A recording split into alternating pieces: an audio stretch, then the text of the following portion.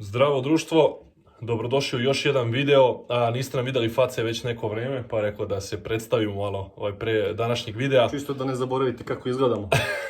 Da, u današnjem videu nastavljamo serijal ovih treninga u karantinu. Danas vam treba guma, 3 kvadrata prostora, malo svežeg vazduha, bilo bi poželjno i to je to. Đole, još nešto gledaš?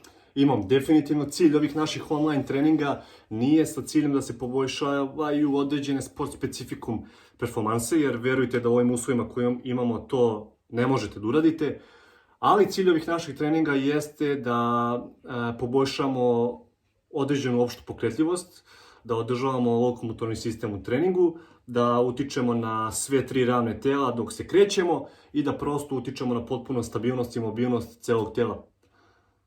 To je to. Ako se možda pitate zbog čega ja u ovom videu nosim kačket, to je iz jednog prostog razloga, to je pravim novu frizuru jer sam do juče izgledao kao Vojkan iz Otvorenih vrata, tako da sad imam novu ideju.